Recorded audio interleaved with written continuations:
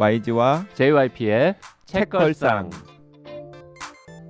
책에 관한 걸쭉하고 상큼한 이야기. YG와 JYP의 책걸상이 찾아왔습니다. YG 강량구입니다. JYP 박재영입니다.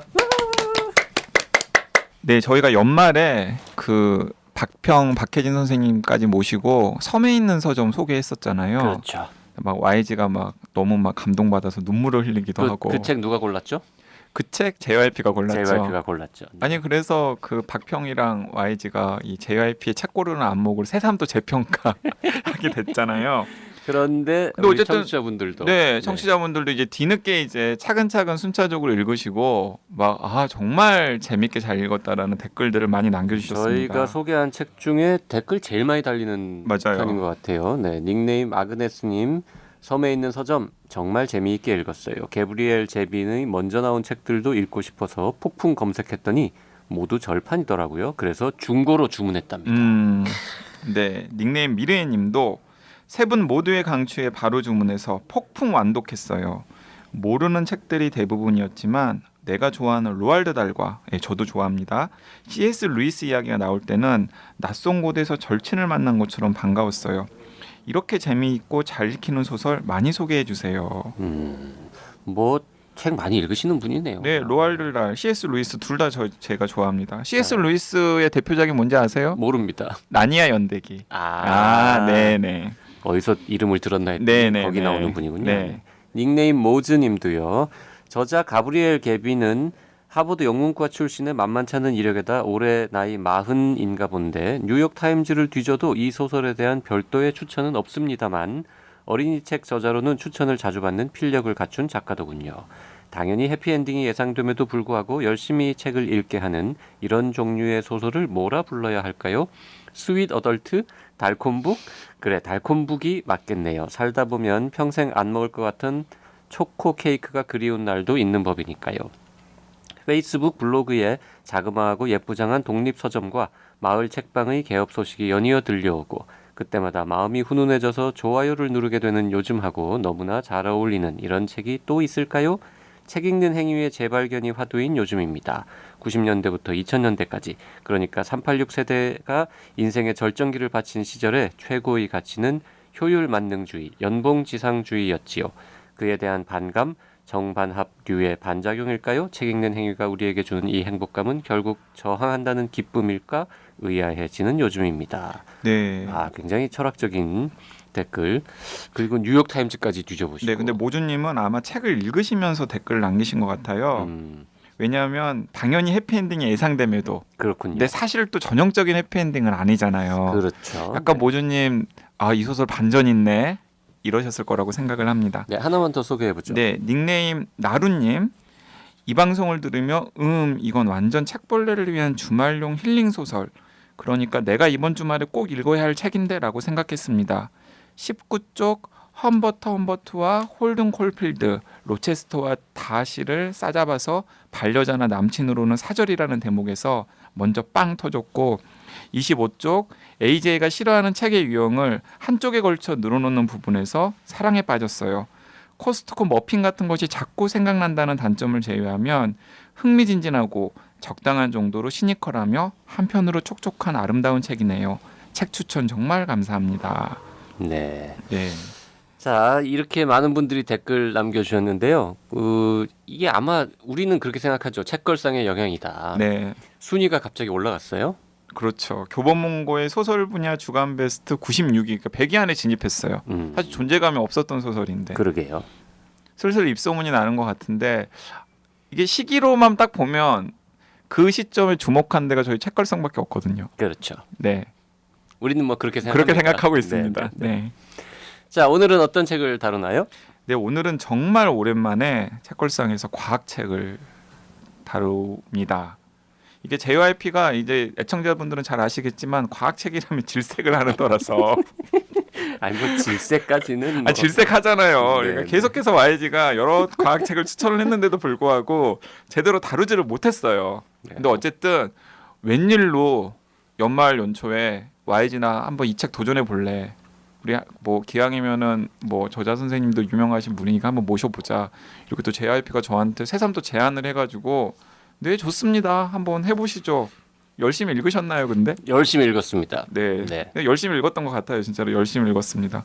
근데 이제 오늘 약간 그냥 과학책도 아니죠. 무려 양자역학 책입니다. 양자역학 이야. 네. 아마 이게 제가 애청자분들을 무시하는 건 아니지만은 멍미하시는 분들 지금 많으실 것 같은데 절대로 어렵지 않아요. 괜히 그 JYP처럼 겁먹으실 필요 없고요. JYP도 읽었습니다. 재미있게. 네. 그래서 어쩌면 오늘은 뭐 이거 무슨 과학수다 같은 팟캐스트 아니야? 뭐 이렇게 생각하실지도 모르겠는데 전혀 그렇지 않고요. 저희 책걸상 느낌은 그대로 가져갈 테니까 걱정 마시고 계속 들어주시길 바랍니다. 어쨌든 간에 최근에 김상욱의 양자 공부라는 책을 펴낸 물리학자 김상욱 교수님을 이 자리에 모셨습니다. 어서 오십시오. 안녕하세요, 김상욱입니다. 네. 제가 이 책을 읽겠다고 결심한 이유는 딱 하나. 김상욱이라는 분을 한번 만나보고 싶다. 예. 그럼 다른 기회도 있었을 텐데 굳이 이렇게 팟캐스트에 초청을. 일단 이렇게 저 생산적인 일을 하면서 한번 뵙고 네. 그다음에 이제 저 안면 튼 다음에 비생산적인 자리에서 또 뵙고 그러니까 제가 이제 두 분 조합을 또 만들어 놓고 보니까는 또 약간 또래시더라고요. 얼추 그냥 또래. 대학을 같이 다녔던 그런 네, 의미에서 네네. 그 표지에 있는 그 사진 이미지하고 실물하고는 조금 느낌이 다릅니다. 네. 아니 그 그 표지, JYP 그쵸, 다르죠. 네, JYP는 표지가 나으세요. 실물이 나으세요. 표지가 훨씬 나은 것 같은데요. 저 갈게요. 아니 김상욱 교수님은 이게 그 저는 이제 이 사이언스 북스라고 하는 이 김상욱의 양자 공부를 펴낸 출판사랑 좀 여러 가지 친분이 있어서 그 표지 검토 의뢰가 저한테도 들어왔어요. 어떠냐고. 좋은데요? 몇 가지 시안을 가지고 저는 그게 굉장히 좋다. 아니 그 표지 사진은 뭐 검색해 보시면 나옵니다만 굉장히 개구장이 같은 그리고 친하게 지내고 싶은 저 동네 삼촌 뭐 형 뭐 이런 느낌으로 확 다가와서 굉장히 유쾌하고 막 재미있을 것 같은 그런 이미지예요. 근데 이제 실제는 실제는 이제부터 검증해 봐야겠지만 그냥 실물 이미지만 딱 봐서는 그냥 내가 알고 있는 근엄한 물리학과 교수님인데 이런 느낌이 있어가지고요. 그놈이랑은 좀 아니죠. 그놈까지는 아니지만 네. 약간 좀 똘똘이 스머프 같은 느낌. 그런 느낌이에요. 예. 재수 없다는 얘기잖아요. 아니 재수 없다는 얘기는 아니고요. 재수 없는 거는 YG가 전담하고 있기 때문에 네, 딴 분은 뭐 그런 캐릭터는 가질 수 없어요. 아니 근데 김상욱 교수님은 그 제가 꼭 과학자가 아니라 제가 만나본 지인 중에서 되게 가장 나이스하세요. 네, 인격적으로도 훌륭하시고 그건 제가 보증합니다. 그 네. YG가 그런 얘기 했잖아요. 그 외국에 저 무슨 리처드 파인만이 네. 있다면 한국에는 김상욱이 있다. 네, 제가 그렇게 얘기를 했죠. 진짜 적응이 안 되고 있어요 지금. 자, 김상욱 교수님은 카이스트에서 물리학으로 학사, 석사, 박사 하시고 그다음에 포항공대 카이스트 막스 플랑크 연구소 되게 유명한 거죠, 이거. 네. 네, 거기서 연구원 하시고 서울대학교 BK 조교수를 거쳐서 2004년부터 현재까지 부산대학교 물리학과 교수로 계시고 물리교육과요. 물리교육과 교수로 계시고요. 네. 그리고 도쿄대학교 인스부르크 대학교 방문 교수를 역임했다. 주로 양자과학 정보물리학을 연구한다. 그리고 많은 저서가 있다. 뭐 이렇게 이제 네. 간단하게 소개를 드리겠는데요. 근데 지금 이 방송을 듣는 애청자분들 중에서도 아마 김상욱 교수님이 좀 낯익으신 분들이 있으실 거예요. TV에 좀 나오시죠? 네, TV에 나오셨었죠. 그 김재동 씨가 진행하는 톡투유? 톡투유의 패널로. 네, 톡투유의 네. 패널로 나오셨어요. 거기서 약간 무슨 괴짜과학자 그런 역할을 맡으신 거예요? 괴짜과학자까지는 아니었고요. 네네. 그 인간적인 과학자로 나왔었죠. 인간적인 과학자. 원래 그게 그렇게 마음에 안 듭니까? 아니요, 아니 제가 원래 거짓말 나온 사람이 아니 제가 그 톡투유에 나와 있는 김상욱 교수님 편을 다 본 건 아닌데 유튜브에 이제 돌아다니는 영상을 몇 개 봤는데 그 톡투유에다가 막 무슨 칠판에다가 수식 쓰고 막 이런 게 또 원래, 유튜브에 예, 이렇게 그렇죠. 돌아다니고 네. 그러더라고요. 원래 그 프로그램이 이제 사람들 이렇게 힐링을 하는 걸 목적으로 예, 하는 상담해주고 거죠. 막 예, 이런 거잖아요. 상담받고 그래서 인간적인 이야기 많이 하고 주로 같이 나오는 패널 분들도 주로 이제 심리학 하신 분들 이런 분들이 많이 오시는데 이제 저는 그걸 어떻게든 이제 과학으로 엮어서 결국은 힐링으로 가는 그런 것들을 했었죠. 사실 좀 무리한 시도이기도 했지만 아니 근데 저는 그걸 보고서 김상학 교수님께서 원래 이렇게 좀 재미있고 새로운 시도에 굉장히 열린 분이라는 거 알았지만은 또 그런 예능 프로그램에 출연하기를 결정하는 건 쉬운 일은 아니잖아요. 그렇죠. 사실 그래서 무슨 의도 혹은 무슨 생각으로 저기에 출연을 결정하셨지? 이런 거 약간 궁금하긴 했어요. 섭외가 왔으니까 일단 네, 그렇죠. 제가 네. 하겠다고 한 건 아니었고 근데 일단 고민을 하셨겠잖아요. 일단 재밌을 것 할까 같으니까 말까? 한 거죠. 네. 섭외는 어떻게 알고 들어왔을까요? 그 담당 PD님께서 이제 저를 보자고 한 다음에 그때 홍대 있고 여기서 본 것 같은데 네. 그래서 제 책을 봤다 그러시더라고요.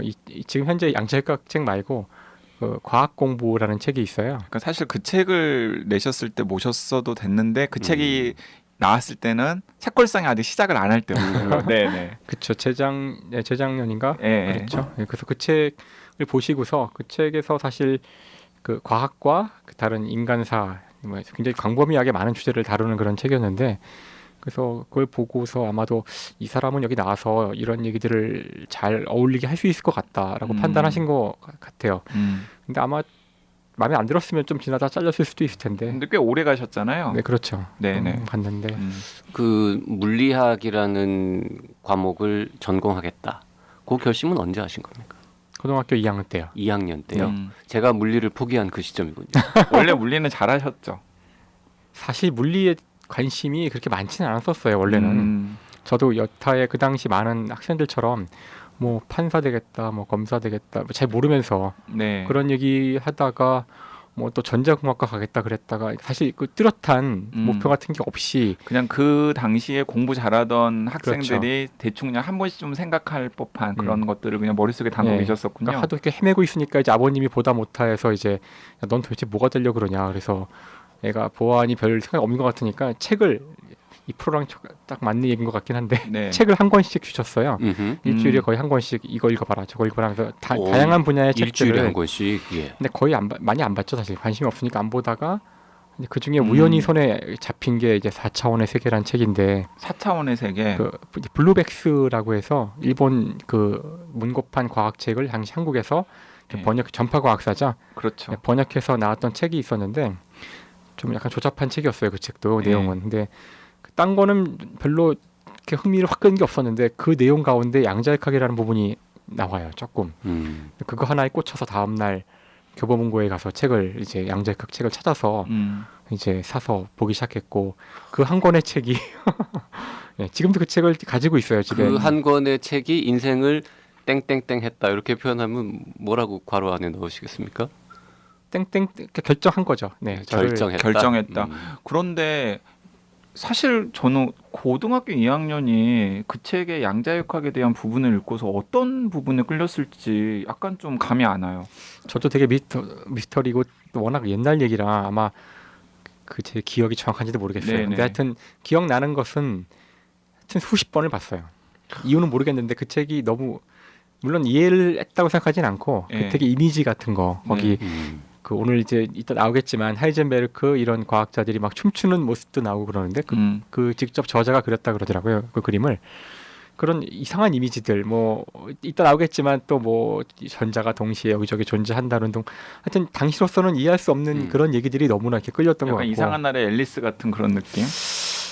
모르겠어요. 예. 하여튼 그 이게 지금 이 대목이 이제 김상욱 교수님이 조금만 더 유명해지면은 진짜 무슨 전설 같은 이야기로 포장이 되는 거죠. 고등학교 2학년 때 그러게요. 양자역학에 꽂혀가지고 그 이후로는 지금까지도 그 바뀌지 않았던 거고 사실 양자역학 공부를 하고 싶었지 물리학과를 가고 싶었던 건 아니에요. 오호호. 그래서 이제 이걸 하고 싶은데 이게 어느 과냐고 물었을 때 처음에 제가 들었던 답은 그 화학과에서 가야 된다고 그러더라고요 사람들이. 네. 잘못된 잘못된 정보군요. 정보잖아요. 그러니까 오비탈 뭐 원자 이런 게 나오니까 음. 다시 고등학교 때는 그런 거를 우리가 화학에서 배우거든요. 그렇죠. 그래서 화학과를 가겠다고 처음에 했다가 이제 좀 차차 이제 알아보다 보니까 그거는 네가 진짜 하려는 것은 물리다. 이제 그렇게 돼서 물리과로 진학을 한 거고 물리과 가서도 도대체 양자역학을 언제 배우나요? 그럼 이게 기억이. 보통 그 카이스트라는 학교는 보통 이제 과학고 나온 친구들이 많이 가거든요. 근데 제가 알기로는 김상욱 교수님은 이제 일반 고등학교를 3학년까지 다닌 다음에 카이스트를 지원하신 거거든요. 그때는 과학고가 그렇게 많지 않았습니다. 지금처럼. 그때 카이스트의 50% 정도가 과학고 출신이었고 한 50%가 아, 일반고였어요. 그랬었구나. 네. 그 즈음은 그랬었군요. 근데 그럼에도 불구하고 어쨌든 학교를 카이스트로 정하게 된 것도 양자역학을 공부하기 위한 물리학을 공부하기 위해서 카이스트로 또 정하신 거죠. 이런저렇게 그때 정해본 그 다음. 얘기하면 또 다 아시겠지만 이제 고3 때 진로를 결정할 때 많은 요인들이 들어오잖아요. 네네. 사실은 처음에 저도 서울대 물리과를 가고 싶었어요. 근데 이제 그때 굉장히 그 경쟁이 심했잖아요. 네네. 그래서 당시 만약에 제가 그 지원했으면은 재수를 각오하고 했어야 될 상황이었을 거라고 생각하고, 그러니까 담임 선생님은 끊임없이 이제 그 성적이 좀 위험하니까 뭐 다른 대학에 물리과로 가라 아니면 뭐 서울대에 어디로 가라 이런 식으로. 그래서 물리과로 확실하게 가기 위해서 카이스트를 먼저 시험 봤다고 할 수 있죠. 서울대 물리학과에 안 가신 거는 잘한 일인 것 같습니다. 제 주변에 이제 비슷한 연배니까 그 서울대 물리학과에 간 친구들을 여러 명 알고 있는데 그 중에서 물리학으로 밥 먹고 사는 사람이 한 명도 없습니다. 다 뭐 철학하고 시 쓰고 뭐 영화판에 가고 뭐 그냥 백수 건달이고 뭐 다 그런 친구들이 많은데 서울대 물리학과 저 동문 여러분 죄송합니다. 다 그런 건 아니겠지만 위험한 발언일 것 같은데요, 이건. 제가 아는 분들은 아주 훌륭한 분들이 많은데. 네, 그래요. 그렇습니다. 제일 문제인가 보죠. 뭐. 아니 근데 저는 김상욱 교수님이 정말로 제가 생각하기에는 굉장히 괜찮은 또 물리학자이면서 또 물리 선생님이기도 하시다는 생각이 든 게 이 책에서도 이제 그런 면모들이 이제 나오는데, 제가 그 과학수다라는 책을 김상욱 교수님이랑 같이 작업을 했어요. 그리고 책이 나온 다음에 이제 프로모션 활동을 위해서 이제 그 돈을 받지 않고서 그런 과학 외부 강사의 강연 기회가 없는 좀 오지를 찾아다니면서 강연을 하는 그런 투어 프로그램을 한 1년 정도 했었거든요. 멋지다. 예, 뭐 예를 뭐 정선이라던가 기억나요. 그게 네. 시골들 네, 주로 이제 재밌었죠, 시골 그때. 분교 이런 데를 다 돌아다니면서 한 달에 한 번, 뭐 두 달에 한 번 정도씩. 그때 이제 이상하게 이제 김상욱 교수님이랑 같이 짝을 이뤄가지고 가게 될 일들이 많았는데, 저는 주로 이제 무슨 과학기술과 사회의 상호작용과 관련된 뭐 그런 이야기들을 이제 했다면은, 김상욱 교수님은 이제 힘의 법칙 이런 뭐 중학교 들어가면은 배울 법한 그런 내용들이 있잖아요. 작용과 반작용, 이런 F는 MA 뭐 이런 것들을 이제 설명을 하는데, 제가 여태까지 물리학을 몰랐다라는 생각이 들 정도로 너무나 새로운 거예요, 그런 내용들이. 그리고 저 법칙의 의미는 바로 저런 것이었구나. 그런 강의 다음에 또 언제 하시나요? 저도 좀 가서 들어봐야 될 것 같은데. 아니 그래가지고 너무나 새로워가지고는 막 깜짝 놀랐던 기억이 나고, 그래서 제가 이 김상욱의 양자 공부에 어줍지 않게 추천사를 쓰게 될 일이 있을 때도 제가 진짜 물리 지진하였었거든요. 지금 물리 지진아 두 명과 물리학자 JRP 못했어요 물리? 물리 못했죠. 못할 뿐더러 싫어했죠. 그 고등학교 때 물리 선생님이 물리를 잘하면 당구를 잘 치게 된다. 그러면서 막 열심히 이제 그 강의를 하셔가지고 진짠가 하고 듣다 보니까 아닌 것 같아요. 아니에요. 네, 저 잘 못 쳐요. 네, 그래가지고 이거 잘 이해를 못 하겠더라고요. 그래서 뭐 사실상 거의 포기했었고, 그때는 제가 대학 시험 볼 때는 이제 과학 과목 4개 중에서 2개를 골라서 시험 보는 거라서 저는 생물하고 화학. 그렇죠. 보통 저도 생물화학 선택했거든요. 대학에 갔더니 또 반드시 물리학 과목을 또 들어야 되더라고요. 그래서 일반 물리학, 현대 물리학 2개나 들었는데 뭐 아무것도 기억에 남아 있지 않고요. 그 돈 들었으면 다 들으신 건데요, 물리에. 그러니까 저 같은 경우도 기왕에 다 김상욱의 들으면 양자 뭐야, 아무 기억도 안 했는데. 그러니까 김상욱의 양자 공부에 제 부끄러운 과거 그냥 공개를 해버렸으니까 또 이게 방송에서 말씀을 드리는 건데, 심지어 저는 빵점을 맞아본 적도 있어요. 빵점은 안 맞았다 그래도. 그러니까 빵점을 맞아. 그러니까 고등학교 때 100점 만점에 저희 50점은 학교는 이제 받았다 약간 그래도. 과학교육 특화로 하는 그런 학교였기 때문에 물리 과목뿐만 아니라 물리 실험이라는 과목도 있었거든요. 근데 이제 어느 날 이제 물리 실험 과목이었는데 뭐 한 10문제 정도를 이제 선생님이 막 문제를 내면은 이제 여러 가지 이제 실험 그런 것들을 기술을 해가지고 이제 답을 내는 그런 문제였는데, 딱 시험 답안지가 왔는데 제가 또 강량구잖아요. 그러니까 맨 앞에 제 답안지가 있는 거죠. 애들이 막 웅성웅성 내는 거예요. 그래가지고 내가 왜 그래 딱 봤더니 빵점이야. 뭔가를 열심히 엄청나게 썼는데 다 틀렸다 그냥 짝짝짝. 썼는데 빵점. 썼는데 빵점. 쉬운 쉽지 일은 않은데. 아닌데. 네. 자, 이 방송을 청소년보다는 그래도 상대적으로 학부모님이 더 많이 들을 것 같으니까 이거 하나만 여쭤볼게요. 그 자녀가 공부를 좀 잘해요. 똘똘한 편입니다. 근데 물리학과를 가겠다고 합니다. 그러면 뭐라고 조언해 줘야 됩니까? 당연히 가라고 하겠죠. 당연히 가라고. 네. 뭐 의대 이런 데 가지 말고. 저는 저희 아버님도 저한테 그랬지만 하고 싶은 거를 하는 게 기본 철학이라 하고 싶은 게 있다는 게 전 좋다고 생각해요. 물리를 하겠다 이런 말을 들을 수 있으면 문제는 이제 뭘 하고 싶은지 모른다 그래서 걱정인데 지금 애들이 근데 물리학을 공부해보고 싶다라고 분명하게 얘기를 하는 아이들이 있으면 보내라. 그렇죠. 저는 뭐 생물학이든 상관없다고 생각해요. 무엇이든 하고 싶은 게 있다 그러면 그거만큼 고마운 일이 어딨나 싶은데. 아니 그리고 의외로 잠깐만 물리학을 공부하면 교수님처럼 이제 학교에서 이렇게 교수가 되는 거 말고 다른 진로는 뭐가 있습니까? 그러니까 제가 지금 그 말씀 드리려고 그러는 건데 의외로 물리학과를 나와서 굉장히 여러 가지 직업들을 선택할 수가 있어요. 그러니까 그걸 왜 당신 얘기하죠? 지금 아까 말씀하신 대로 시인이 될 수도 있고 여러 분야로 갈 수도 있잖아요. 그건 빼고요. 네. 아니 꼭 대학에서의 교육을 직업과 연결시키는 것이 꼭 올바른지 저는 모르겠어요. 어떤 소양을 저는 쌓는다고 생각하기 때문에 그러니까 물리학이라는 학문을 물론 뭐 싫어해서 들어왔다면 망하는 거겠지만 좋아서 들어와서 제대로 배우면은 거기서 배운 세상을 보는 틀은 어디에 적용해도 다 먹힐 거라고 저는 생각을 하기 때문에 아주 좋은 선택이라고 생각하는데요. 알겠습니다. 네. 아니 제 친구 중에 아들이 물리학과 간다니까 말리는 사람이 하나 있더라고요. 그래서 지가 물리학이 뭔지 모르는 거죠. 그러니까 물리학을 하면은 밥 벌어먹고 못 산다. 뭐 이런 그런 겁니까? 걱정이겠죠 아마도. 그리고 지금 어딜 가든 밥 벌어먹고 사는 게 확실하게 된 그런 분야가 있나요? 네, 그렇죠. 그러니까 제가 이제 이 방송을 들으시는 이제 뭐 학부모들 분들을 위해서 제가 참고로 말씀을 드리면은 이게 물리라는 게 약간 기초에 관련된 학문이잖아요.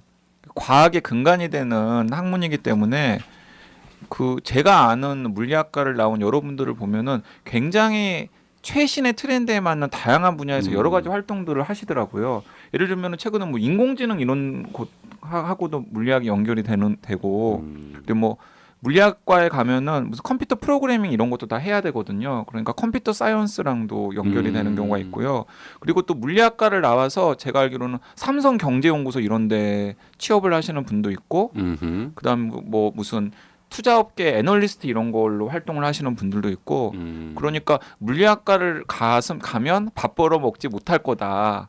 그렇게 생각하시는 건 전혀 큰 오산이라는 큰 오해다. 네. 물리학이라는 게 결국 세상의 어떤 원리 그런 거를 밝히는 공부하는 학문. 말 자체가 그렇죠. 예. 네. 물리라는 물, 사물의 이치. 아니 그래서 제가 여러 분야의 과학자들을 아는데 물리학자들을 만나면 제일 재수가 없어요. 왜요? 그러니까 그분들 머릿속에는 아니 똑똑하기도 하지만은 그분들 머릿속에서는 물리학 이퀄 그냥 과학이야. 그러니까 모든 그 과학의 여러 과학 위에 물리학이 있다라고 생각하는 그런 경향이 좀 있어요. 물리학과 여타 잡과학으로 나누어져 있는 과학은 실제로 그렇게 생각하시는 물리학자들 많이 있으시잖아요. 그러니까 그걸 너무 이상하게 볼 건 아닌 것 같고 왜냐하면은 이제 저는 자연의 언어, 우주의 언어가 수학이고 그 언어의 문법이 물리라고 생각하기 때문에 사실 물리를 통해서 하지 않으면 과학이 아닌 확률이 커져요. 근데 그렇다고 모든 학문이 물리냐? 그건 아니죠. 우리가 언어를 쓰고 국어를 배우지만 우리가 하는 것이 국어는 아닐 수 있잖아요. 국어를 사용하고 있는 거지. 그런 의미에서는 필경 학교 다닐 때 물리 싫어했을 것 같은 우리 PD가 지금 갑자기 질문을 했는데요. 이런 학생은 물리학과 가면 안 된다. 이런 거 혹시 없냐는. 아니 그건 물리학과만이 아니라 싫어하거나 별로 좋아하지 않는데 가는 건 언제나 안 좋겠죠. 그러니까 저나 제 앞에 있는 물리학과를 안 간 게 맞은 거죠. 물리 안 좋아하신다며요? 안 좋아했어요. 그러니까 잘 못했어요. 솔직히 기본적으로. 고백하자면 안 좋아했다기보다 잘 못했어요. 그리고 이해를 잘 못하겠더라고요. 그때는 김상욱의 물리 공부, 뭐 과학 공부 이런 책이 없었거든요. 그러니까 제가 그냥 그런 생각했어요. 김상욱 교수님한테 내가 중학교, 고등학교 때 물리를 배웠거나 혹은 대학교 1학년 때 물리를 배웠으면 물리에 대한 그 호감도가 훨씬 높아졌겠구나 하는 생각을 뒤늦게 해요. 근데 뭔가 이해가 안 될 때 여러 가지 이유가 있겠지만 첫째는 내가 보는 책이 과연 좋은 책인가, 나랑 맞는 책인가. 다음에 내가 듣는 이 수업의 선생님이 제대로 된 선생님인가 그런 것들을 많이 의심을 저는 하는데 물론 한동안은 내가 못해서 못한 거라고 생각을 한 때가 있었거든요. 그래서 다 내 탓이오 하다가 대학교에 가서 선배들한테 자꾸 얘기를 듣다 보니까 네가 못하는 게 아니라 사실은 선생님이 못하는 경우도 있으니까 다른 대학 가서 청강을 해보거나 책도 이 수업에서 하라는 이 교재 보지 말고 다른 책. 그래서 전 실제 양자역학 같은 과목 정말 제가 원했던 과목이지만 대학 때 가서 정작 그 수업을 들을 때 책이 마음에 안 들었어요. 잘 이해가 안 약간 되더라고요. 좀 어려움을 느꼈던 거예요. 그렇게 내가 원하고 좋아해서 왔는데도 책이 잘 이해가 안 돼서 결국은 막 좌절을 하는데 이제 그런 선배들의 조언을 듣고서는 책이 문제가 아닐까? 그래서 이제 책을 닥치는 대로 모으기 시작했는데 그중에 저한테 맞는 책이 몇 권 있더라고요. 그래서 그 두 분도 아마 뭔가 특히 그러니까 할 마음이 없었으면은 뭐 어차피 말할 필요 없는데 하려고 했는데 이해가 안 저는 되게 됐다면 잘하고 싶었거든요. 그러면 아마 다양한 방법을 그 시도해 보지 않으신 게 아닐까. 다른 교사, 다른 선생, 아니면 다른 책, 방법 모르겠어요. 근데 저는 어쨌든 딱 찾았어요. 뭘? 저의 물리 선생님은 김상욱 교수님. 음. 그러니까 딱 그냥 김상욱 교수님께서 뭔가 힘의 법칙 이런 걸 설명을 하니까는 아 이게 힘의 법칙이었구나라는 생각이 바로 딱 들더라고요. 한 30분 정도 강연을 하시는데도 그냥 머릿속에 싹쏙 박혔거든요. 그 양자역학이 뭔지도 이번에 책 읽고 그러면 개념을 잡았습니까? 아니요, 개념 못 찾겠다고요. 뭐 아니, 결론이 뭐 그래. 아니 책이 어렵다는 게 아니라 책이 어렵다는 게 아니라 양자역학을 이해하기에는 내가 아직 준비가 좀 안 됐구나 이런 느낌? 전 세계에서 누구도 이해한 사람은 없다고 했죠. 네. 양자역학은. 그러니까 심지어 그랬잖아요. 그 20세기 물리학자 중에서 제일 똑똑하고 훌륭한 사람 중에 하나로 꼽히는 사람이 리처드 파인만이라고 하는 물리학자인데 리처드 파인만이 이런 얘기를 했잖아요. 양자역학을 뭐 이해했다고 하는 사람은 사실은 이해를 못한 거다. 그건 보호가 한 얘기고요. 아, 그건 보호가 한 네. 얘기인가요? 파인만 거의 같아요. 파인만은 파인만은 이해한 사람이 한 명도 없다고 안전하게 이야기할 수 있다. 사실 물리학자들이 100%의 확신으로 어떤 말을 하는 건 되게 꺼리는데 이제 그거만큼은 확신을 가지고 얘기할 수 있다. 그러면은- 그런 취지였죠. 그러면 리처드 파인만 스스로도 자신도 이해 못했다. 이해 못하고 있다. 양자역학을 제대로. 근데 그런 말이 나온 이유가 사실 양자역학을 이해 못한 사람이 일반인만이 아니라 초기에 만들어졌을 때 굉장히 많은 거부가 있었어요. 기성 과학자들이 그 탄생한 양자역학의 모습이 너무나 이상해서 그래서 나중에는 싸우다 어떤 논쟁까지 가냐면은 도대체 이해하는 게 뭐냐. 나는 이해가 된 것 같은데 너는 왜 이해가 안 됐다고 하느냐. 그래서 그 위대한 그 아인슈타인과 보어가 이해하는 것에 대해서 싸운 적이 있어요. 네. 그래서 그런 의미에서 아마 파인만이 한 얘기일 거예요. 그래서 당시 보어의 답은 이런 거였죠. 이해한다는 것은 내가 기존에 알고 있는 어떤 지식이 있잖아요. 이미 내가 이해했다고 믿는 것. 그다음에 새로운 지식이 있는데 새로운 지식이 내가 이해했다고 하는 그 지식과 논리적이고 정합적으로 연결되면 우리가 새로운 지식을 이해했다라고 한다는 거예요. 그래서 이런 정의를 사용한다면 양자역학은 이해하는 게 거의 불가능해요. 왜냐하면 새로 기존에 알던 지식과는 너무 배치가 기존의 되니까. 지식을 벗어나서 인간의 모든 경험과 인간의 언어와 인간의 개념에 들어있지 않은 것을 이해해야 되는 상황에 접하게 되거든요. 그래서 이해가 힘들어요. 그래서 여기선 좀 단절이 일어나기 때문에 오히려 가지고 있던 걸 포기하고 그걸 새로운 가정으로 한 사람들은 이해했다고 생각하는 거고 계속 이전의 것과 연결을 지으려고 노력하다 보면 문제가 생긴다는 거죠. 그러니까 지금 이 인용은 정확할 텐데 그 현존하는 그 이제 생존하는 물리학자 중에서 약간 구루 같은 사람 중에 하나가 이제 레너드 서스킨드라고 하는 분인데 그 레너드 서스킨드라고 하는 분이 이제 자신의 책에서 양자역학에 대해서 어떻게 했냐면 양자역학이 처음에 등장했을 때 과학자들은 신경망을 다시 재배선해야 했다. 그 기존의 그 머리 상태로는 양자역학을 이해할 수도 없고 연구할 수도 없기 때문에 그걸 이제 다시 배선하는 작업이 필요했다. 저희 그걸 뇌수술이라 그래요. 뇌수술. 3학년 때 뇌수술을 받지 않으면 근데 그걸 이해했다고 해야 되는 건지는 아까 얘기한 그 정의가 맞다면 이상한 건데 네. 어쨌든 세상을 보는 틀을 바꿔야 했기 때문에 이제 어려운 거지. 그래서 사실 어렵다고 할 수 없어요. 어떤 의미에서는 그런 의미이기 때문에 그러니까 기존에 내가 알고 있는 거랑 그 조화롭게 해서 이해하겠다는 식의 시도는 다 실패하기 때문에 근데 완전히 새로운 데 가서 아예 그쪽에 내 몸을 완전히 맡기겠다. 그런 자세가 되면 되는 거죠. 그 저는 이 책을 보면서 이제 중간중간에 여러 번 좌절을 했죠. 이게 뭔 소리지? 이러고 이제 막 괴로워하고 있는데 그때마다 한 줄기 빛처럼 반복되는 문장이 있어요. 모르겠지? 그 정상이야. 넌 정상이야. 그래서 나만 모르는 게 아니구나. 그리고 일단 넘어가서 그 다음 거를 읽다 보면 또 이렇게 요렇게 이런 뭐 이러고 이제 하여튼 그렇게 중간중간에 너만 모르는 게 아니야. 좌절하지 마. 이렇게 이제 계속 격려하는 거. 좋은 그게 교육자의 정확히 제가 했던 네. 방식이었어요. 그 네, 양자역학이 이해가 안 되더라고요. 정말 그걸 원해서 공부하고 싶어서 대학을 갔는데 3학년 때 공부하는데 진짜 하루 종일 그것만 했는데도 이해가 안 되는 거예요. 너무 괴로워하고 있다가 아까 말한 수많은 책들을 보던 중에 어떤 책이 저한테 이제 가장 그 실마리를 줬었냐면은 내가 왜 이해가 안 될까? 왜 이해가 안 되냐면은 왜 이거를 이렇게 만들었는지를 몰라서 그러는 거예요. 많은 책들은 그냥 그 교육적인 이유 때문에 가정을 얘기하고 이렇게 사용하는 걸 얘기를 하고 얼마나 잘 되는지 이런 식으로 끌어가는데 내가 알고 싶었던 건 그게 아니라 왜 양자역학은 이런 형태로 되어 있을까? 그걸 이해 못한 거예요. 그러니까 왜 이렇게 만들었을까? 그러니까 그거에 대한 답은 어디 있을 거냐면은 이 책을 만든 사람이 쓴 책을 봐야 되는 거예요. 1932년에 하이젠베르크가 쓴 책, 1935년에 그 디락이 쓴 책 이런 아주 초기에 초기 양자역학의 만들자마자 창시자들. 그리고 첫 번째로 썼던 교과서들 음. 그 책을 봤더니 비로소 이제 이해가 되더라고요. 아 그래서 이런 어려움 때문에 이런 모든 가능성이 있었지만 어쩔 수 없이 이렇게 했구나. 이렇게 도저히 우리가 이해할 수 없는 방식으로 쓴 이유가 이거구나.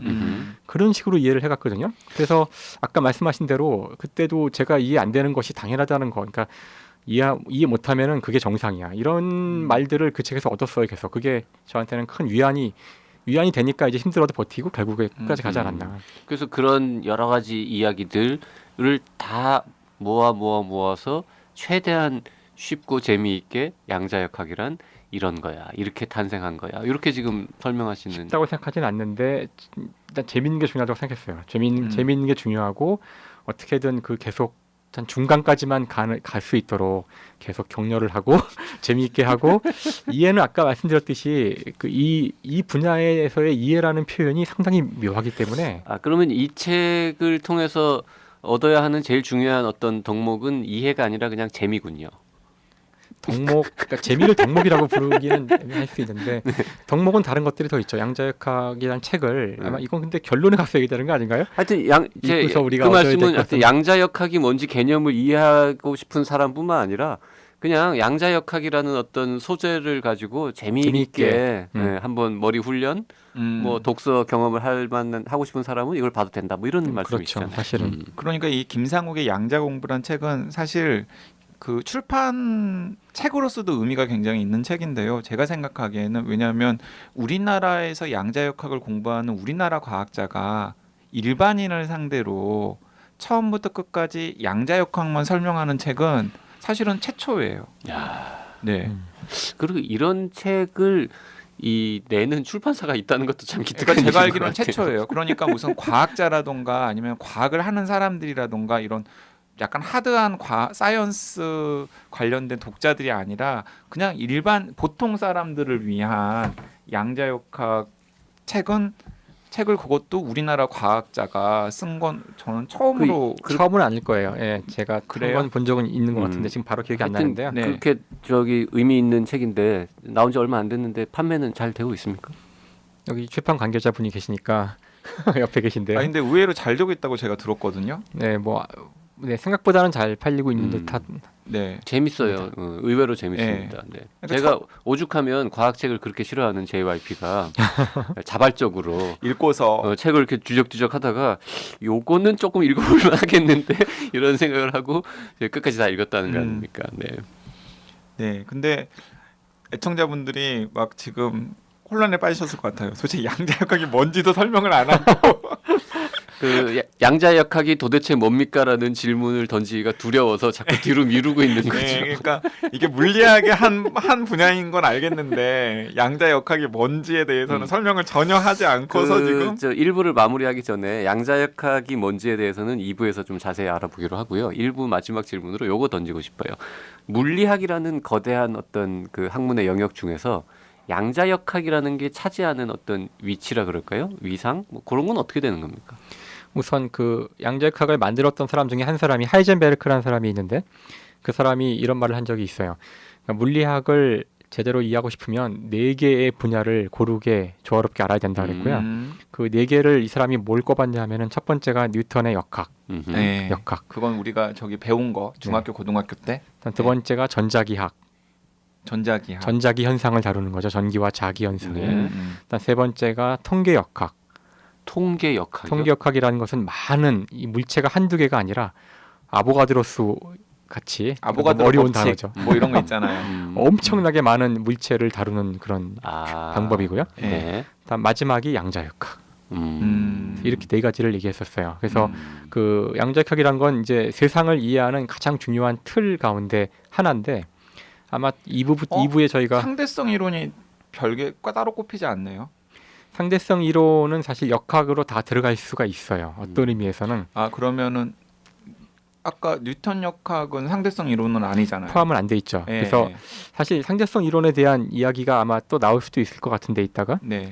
그 물리학 내에서는 전자기학의 일부로 보통 배우게 돼요. 아 이런 거 좋아. 그 되게 교양 있어 보이잖아요. 네. 물리학은 크게 네 네 덩어리가, 덩어리가 있는 있어. 거예요. 역학, 뉴턴 역학, 통계 역학, 그리고 전자기학, 약, 양자역학. 양자역학. 나 오늘 요거라도 외우고 이제. 그러니까 이게 이제 세상을 보는 네 가지 틀인데 네. 역학은 말 그대로 그 세상의 운동을 기술하는 기본 방식을 얘기를 하는 거고요. 그러니까 네. 여기서 모든 걸 배워요. 음. 물리가 어떻게 돼야 되는지를 가르쳐 주는 거고 전자기학이란 것은 눈에 보이지 않지만 이 세상에는 장이라는 게 있어요. 그 자기장, 전기장 이런 건데요. 이거는 이제 앞에 말한 운동과는 또 다른 종류의 것이에요. 그래서 이거는 또 따로 배워야 돼요. 그래서 이 장의 개념. 이걸로 끝이에요. 우주는 이거면 충분해요. 장이 사실 힘 역할을 하는 건데 근데 통계역학이란 건 이제 입자가 사실 하나일 때보다는 되게 많잖아요. 우리 주위에도 입자들이 수많은 사람들이 있고 하니까 숫자가 많아지면 또 다른 그 숫자 때문에 고려해야 되는 다른 법칙이 나와요. 그게 통계에 대한 법칙들인데요. 근데 그건 따로 해야 되고 방법론을. 근데 양자역학은 그러면 다 얘기한 것 같은데 여기 들어갈 자리가 어디 있지 하는데 문제가 뭐냐면은 양자역학은 뉴턴 역학으로 안 되는 영역이 있다는 걸 알게 돼요. 우리가. 그래서 그 이 세상을 눈으로 보는 것만으로 다 이해할 수는 없고 눈에 보이지 않는 아주 작은 세상에서도 중요한 일이 벌어지고 있는데 그것을 이해할 때는 뉴턴 역학으로 안 된다는 걸 깨닫는 게 현대 물리의 시작이고요. 그래서 그 작은 미시의 영역을 이제 설명하는 부분이 양자역학이죠. 그러니까 양자역학은 뉴턴 역학과 같이 하나의 쌍으로 같이 합쳐져서 우주를 이해하는 기본 운동 법칙이 되고 상대성 이론은 여기에 더 근간이 되는 시공간에 대한 이야기인데 네. 여기는 뭐 사실 그 뉴턴 역학이나 양자역학의 틀이기도 하고 다음에 그 방식 자체는 전자기학에서 나왔기 때문에 전자기학에 넣기도 하고 그래요. 어쨌든 물리학의 네 덩어리. 물리학의 네 이거 하나라도 건졌어요. 네. 너무 좋아하시네요. 여기도 사지선다형 세대라서 저는 이제 역학이라는 말을 들으면 저는 배운 게 그거 의학이니까 그 질병, 에피데미올로지 맞아요. 이런 게 맞아요. 떠오르는데 이제 힘력자가 들어가는 네, 역학이죠. 그렇습니다. 이거는. 네. 자 오늘 김상욱의 양자 공부의 저자 김상욱 교수님 모시고 양자 역학에 대한 얘기를 해보려고 했는데 사전 설명만으로 일단 1부가 끝날 것 같습니다. 다음 시간에 이어서 본격적인 양자역학 이야기를 재미있게 나눠보도록 하겠습니다. 네, 좀 하드한 질문도 저희가 던져볼 생각이거든요. 그러니까 너무 두려워하지 마시고 같이 즐겨주시면 좋겠습니다. 네, 다음 시간에 이어가겠습니다. 고맙습니다. 네, 감사합니다. 네, 감사합니다.